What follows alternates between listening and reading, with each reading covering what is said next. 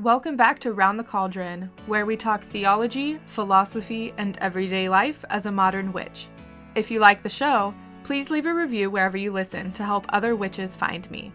Don't forget, you can help support the show at patreon.com/roundthecauldron for as little as $1 a month and get patron-exclusive content. If you're ready to hop into the show, grab some coffee, pull up a seat, and join me round the cauldron. Today we're going to be talking about superstitions. I figured that would be a good topic to cover because Friday is the 13th, Friday, March 13th. I actually posted on a couple different social media platforms that I was doing this episode, and I was looking for any other superstitions that I might not have heard of. So today we're going to talk about a few of them. Now, the first one that we're going to talk about is obviously, why is Friday the 13th considered a day of bad luck? Before we talk about Friday the 13th, I have to define what a superstition is because, if you've been here before, I like my definitions and stuff. So according to the Merriam-Webster dictionary, a superstition is considered a belief or practice resulting from ignorance, fear of the unknown, trust in magic or chance, or a false conception of causation. So, yeah, we're doing this episode today because Friday is the 13th and it's supposedly a day of bad luck. So for some reason, the number 13 is considered to be unlucky. I'm not sure why. I have a bunch of notes here about the different superstitions that we're going to talk about. But 13 is considered to be an unlucky number in at least Western culture, or most Western culture. I know it goes as far as sometimes buildings that are tall, that have multiple stories, if they have a 13th floor, they actually will omit the number 13 and go from 12 to 14. So they technically don't have a 13th floor. It goes from the 12th floor to the 14th floor because of the superstition that 13 is an unlucky number. There are also two really long words that have been developed to describe the fear of Friday the 13th, and I'm going to attempt to say them. For those watching on YouTube, I'll put them up here on the screen. Podcast listeners, they will be in the show notes. But the first one is parascavadecatriophobia. That is a terrible word. And the other one is frigatriscadecaphobia. And those are two words that have been created to really describe the fear of Friday the 13th. But I wanted to know where the superstition really came from. Because in my house, Friday the 13th isn't considered unlucky. It isn't considered bad.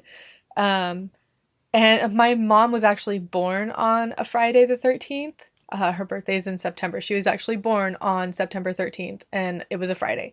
So for her, she considers it to be a lucky day because it's her birthday. A lot of the theories about the superstition of Friday the 13th actually go back to biblical times. And this is because there were 13 people at the Last Supper, which was on a Thursday, and then subsequently the next day, Friday, was the crucifixion of Jesus Christ. It is also believed by some that Friday the 13th is the day that Eve gave Adam the apple in the book of Genesis, and it is also believed that Cain killed Abel on a Friday the 13th. Now, we can't really prove any of those, as far as I know, but those are some of the biblical theories for Friday the 13th being a superstitious day or a day of bad luck. There are two other theories that I have written down in my notes here, and the first one is that the superstition from Friday the 13th actually comes from a book titled Friday the 13th, and that was written by someone named Thomas Lawson in 1907. Now, according to what I could find on the book, because obviously I haven't read it myself, it is about a Wall Street broker, so someone who works in the stock market, who essentially causes a panic on a Friday the 13th in the stock market. He causes a panic on Wall Street and takes advantage of the fact that everyone is superstitious of Friday the 13th.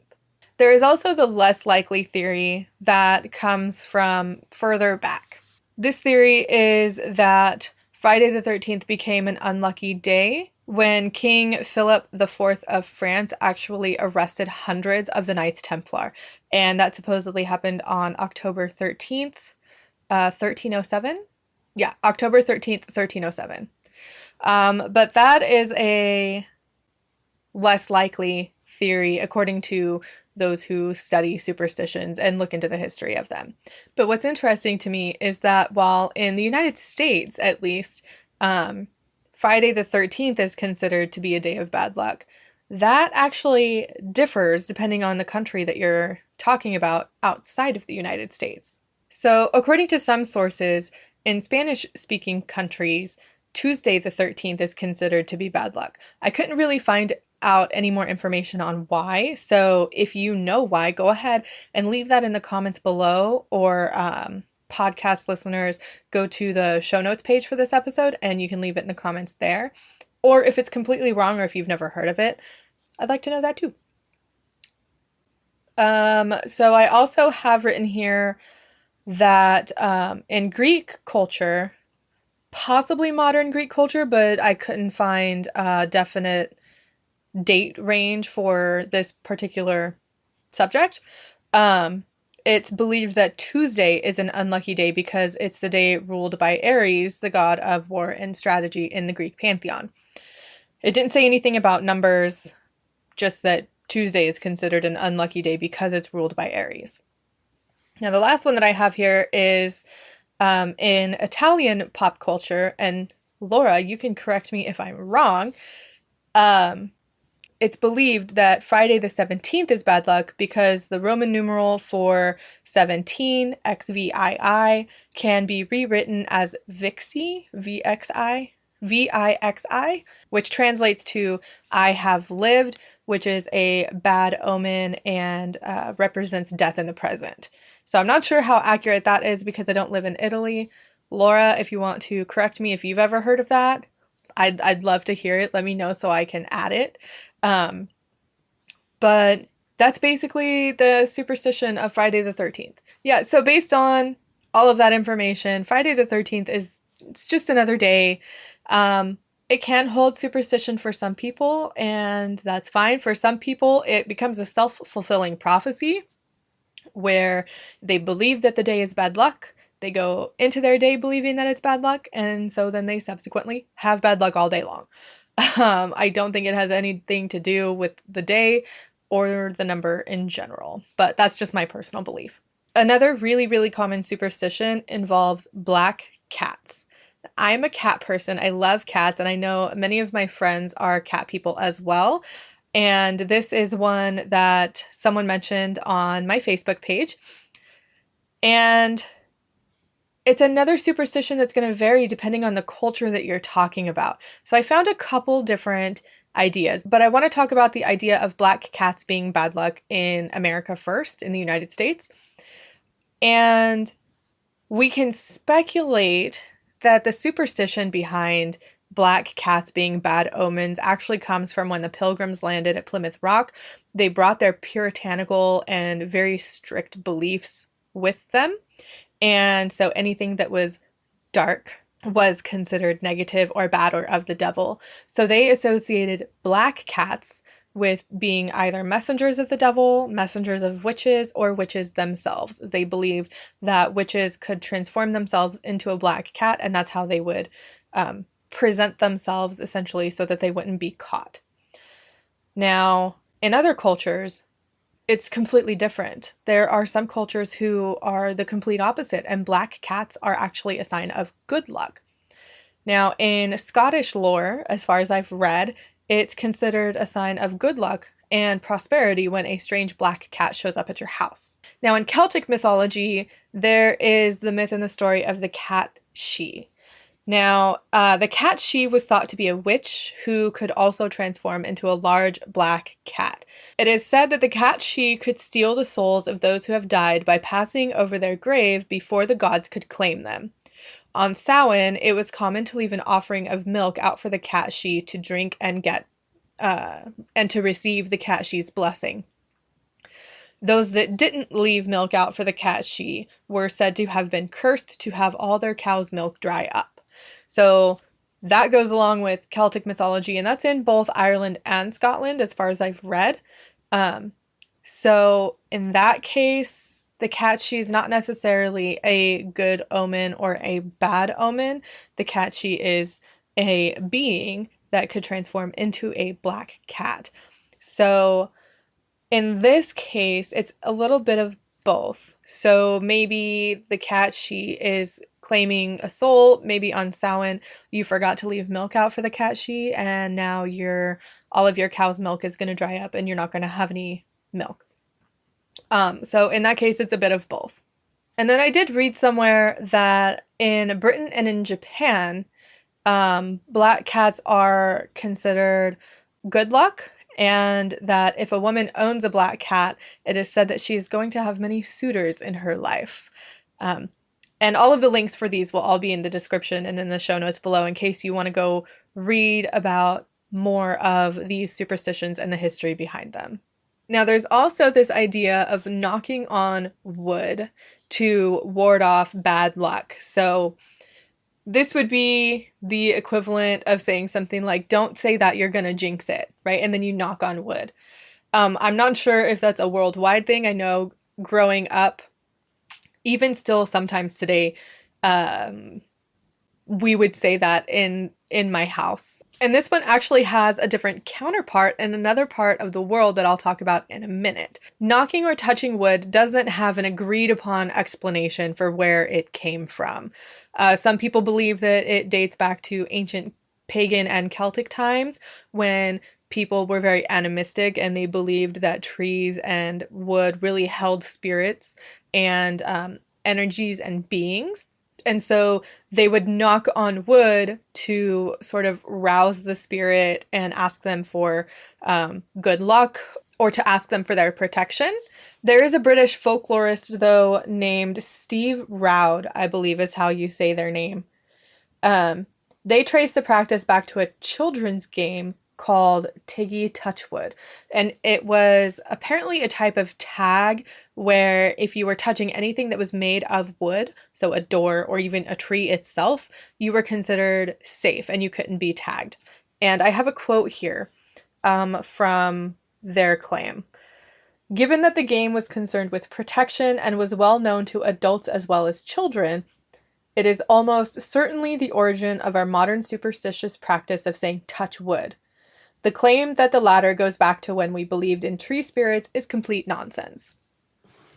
So you can see it's really not agreed upon whether it comes from ancient pagan times when trees were believed to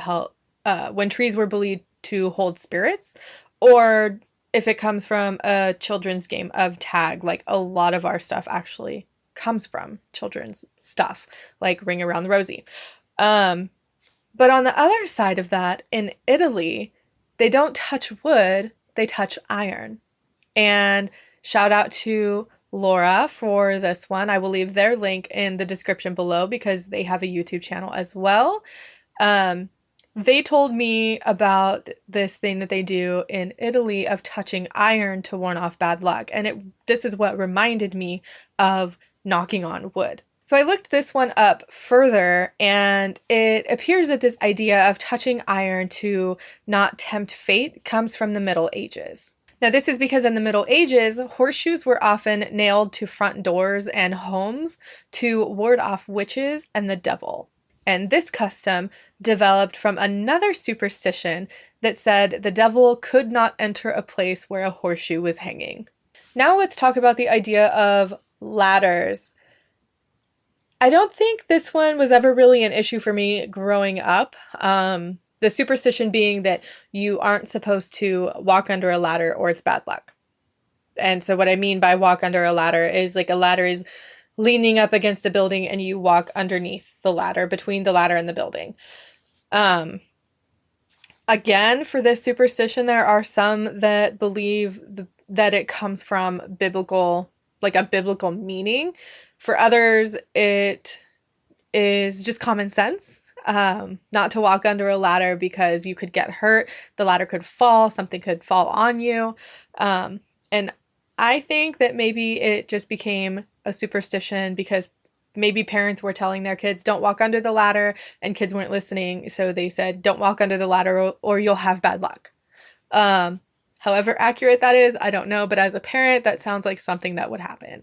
The one biblical reason for not walking underneath a ladder comes from the idea of the Trinity. And if you're not familiar with Christianity, the Trinity in Christian faiths is typically the Father, the Son, and the Holy Spirit. And the Trinity is three. Leaning a ladder up against a wall and the ground creates a triangle, which is a Trinity. So they believed that walking underneath a ladder broke the Trinity and would cause you to have bad luck. There are two other theories that I have listed here for the history of why you shouldn't walk under a ladder, besides the fact that it's not safe. And the first one dates back to medieval times when ladders used to very closely resemble the gallows. So it was thought that you should not walk under a ladder because it was bad luck, because the ladder was a symbol and synonymous with the gallows. The other one that I found comes from Egypt, as far as I'm aware, and says that you should never walk under a ladder because you might accidentally see a god climbing up or climbing down. I don't know why that would be bad luck. Maybe the gods don't like it. I'm not sure. But that is another theory that I found on why you should not walk underneath a ladder. I like my theory that it was a way for parents to keep their children safe by telling them, hey, don't do that or it's bad luck. But I don't know how true that is. Another one that I always heard as a kid and that I have been guilty of telling my daughter is that it is unlucky to open an umbrella in the house. I have no idea why. It's just something that I was told as a kid, so it's something that I told my own child. But looking into it and the history of umbrellas and how they used to be made, I think the reason that it was unlucky is because chances are if you opened an umbrella indoors, back when umbrellas were like very... I don't know, they're not as nice as they are today. The chances of you breaking something or hurting someone were extremely high. And I have a quote here that I found online, and I'll leave the link in the description below, that sort of explains why opening an umbrella back then was a bad idea. So it says, in Extraordinary Origins of Everyday Things, written by someone named Harper in 1989, the scientist and author Charles Panatti wrote, in 18th century London, when metal-spoked waterproof umbrellas began to become a common rainy day sight, their stiff, clumsy spring mechanism made them veritable hazards to open indoors. A rigidly spoked umbrella opening suddenly in a small room could seriously injure an adult or child or shatter a fragile object. Even a minor accident could provoke unpleasant words or a minor quarrel, themselves strokes of bad luck in a family or among friends. Thus, the superstition arose as a deterrent to opening an umbrella indoors. So that seems very, very likely. Again, with my theory on the superstition about ladders, it probably came about as a deterrent to keep people safe. I've never really believed in the superstition of ladders, and the umbrella one was just, it's something that I was told as a kid, so it's something that I continued. But it makes a lot of sense. Another superstition that is extremely common is the idea of spilling salt. I haven't seen it as often, but it is said that if you spill salt, you need to throw some salt over your left shoulder or bad luck will follow you. So according to some of the sources that I found, spilling salt has been considered unlucky for thousands of years. Around 3500 BCE, the ancient Sumerians first took to nullifying the bad luck of spilled salt by throwing a pinch of it over their left shoulders. This ritual spread to the Egyptians, the Assyrians, and later the Greeks. The superstition ultimately reflects, it says, how much people prized salt as a seasoning for food. According to Panatti, the same author from the umbrella superstition, the Roman writer Petronius in the Satyricon originated not worth his salt as opprobrium for Roman soldiers who were given special allowances for salt rations called salarium, salt money, the origin of our word salary. I couldn't really find why this would be considered bad luck other than the fact that salt historically was considered a prized possession because of its use in seasoning and its use in preserving meats and food. Other than that, I can't really think of why spilling salt would be bad luck, other than the fact that it's bad luck you spilled it because now you have to clean it up. Another one that someone mentioned to me on Facebook, it's really funny because they mentioned it to me, and right before I got the notification that they had said something, I had actually done this. And this is the idea of not leaving your purse on the floor. So for anyone that doesn't carry a purse, I'm sorry, this one might not apply to you, but it's good practice anyways. So the idea of leaving your purse on the floor is considered bad luck. And it comes from, as far as I've been able to find, feng shui practices. And I have something here that was written by someone named Catherine Ashby, who is a certified feng shui consultant. And they said that there's an old Chinese proverb that states a purse on the floor is money out the door. Your money, checkbook, and credit cards are usually in your purse, and putting them on the floor shows disrespect for the order of things and disregard for your wealth and money. You wouldn't think of putting your bag of gold on the floor, would you? So it's the idea that you put your purse on the floor and you just don't care. So purse on the floor, money out the door. And that's something that I have been doing for as long as I've carried a purse, because it's something that I grew up with as an old wives' tale. But besides the superstition, it's a really good idea not to put your purse on the floor anyway, because the floor is a dirty place. There's germs, there's dirt, and then you leave your purse exposed, and if you're like me and you put it on the floor, your chance of forgetting it wherever you are goes up. So just for fun, I have some other superstitions here that were given to me by a friend of mine, and these came from his mother-in-law. And as far as I know, I could be wrong, but his in-laws and his husband are from an Asian country. I don't know, I could be wrong. But these superstitions could either be cultural or they could be personal to his mother-in-law. But I just thought they would be really fun to read off because I'm not familiar with the cultures and I like to learn new things. So the first one that he told me is that when his daughter was born, he learned of a superstition in Vietnam. And it's a jinx to celebrate an infant's birth until 1 to 2 months after birth. He said that the superstition derived from their history when living conditions were so poor that the likelihood of infants surviving past the first few months was kind of iffy. He also says that in their Asian culture, they believe mounting a hexagon mirror above the door outside their front door reflects bad juju from entering the home. He also says that when their first house was being built, his mother-in-law had them put coins into the joints of the lumber during the stud phase of the house being built to bring them wealth and financial success. He says she also has another superstition where when you walk into a house for the first time, you have to carry a bag of sugar and a bag of rice during your first step or else you will be cursed. Now these two, he didn't give any sort of background because I don't think he's familiar with whether it's a cultural superstition or just a personal one of his mother-in-law's. And the last one that he said that comes from his mother-in-law is that if an owl perches on your house, then someone in your home will soon die. He didn't give any reference for that one either on the history, but that one reminds me of one that my Nana told me when I was growing up.